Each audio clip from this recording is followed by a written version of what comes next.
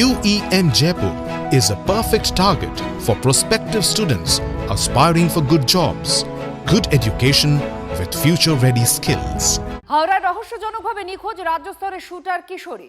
টুর্নামেন্টের দিনে নিখোঁজ বাংলা শুটার দময়ন্তী সেন। মধ্য হাওড়ার বাসিন্দা নিখোঁজ কিশোরীর পরিবার সূত্রে জানা গিয়েছে গতকাল বাড়ির সামনের দোকানে কেনাকাটা করতে গিয়েছিলেন, তারপর থেকে নিখোঁজ। কৌস্তব আমাদের প্রতিনিধির সঙ্গে রয়েছেন। কৌস্তব, সকাল থেকে আমরা দেখতে পাচ্ছিলাম সোশ্যাল মিডিয়ায় এই খবরটি আসছিল।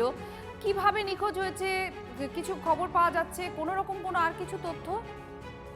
এখনো পর্যন্ত কিন্তু কোনো ট্রেস পাওয়া যায়নি যে দময়ন্তী সেন যে শুটার রয়েছেন, এবং গতকাল রাজ্য স্তরের একটি চ্যাম্পিয়নশিপ ছিল, সেখানে তার খেলতে যাওয়ারও কথা ছিল এবং সেই জায়গায় সকালবেলা সে বাড়ি থেকে বেরোয়, দোকানে যায় এবং তারপরেই কিন্তু সে নিখোঁজ হয়ে যায়।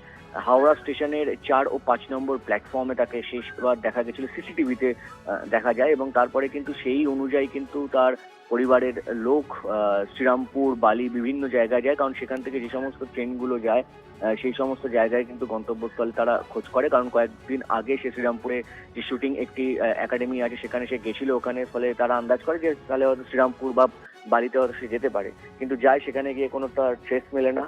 ফলে এখনো পর্যন্ত কিন্তু তার পরিবার ধোঁয়াশায় রয়েছে এবং অবশ্যই উদ্বেগ একটা কাজ করছে যে গতকাল থেকে সে নিখোঁজ হয়ে গেছে, এই মুহূর্তে সে কোথায় এখনো পর্যন্ত কোনো ট্রেস পাওয়া যাচ্ছে না। পুলিশের কাছে খবর দেওয়া হয়েছে, পুলিশ চেষ্টা চালাচ্ছে, কিন্তু এখনো পর্যন্ত 15 বছরের সেই শুটারের কোনো খোঁজ পাওয়া যায়নি। ফলে স্বাভাবিকভাবেই কিন্তু উদ্বেগজনক পরিস্থিতি তৈরি হচ্ছে পরিবারের কাছে। আচ্ছা, ধন্যবাদ।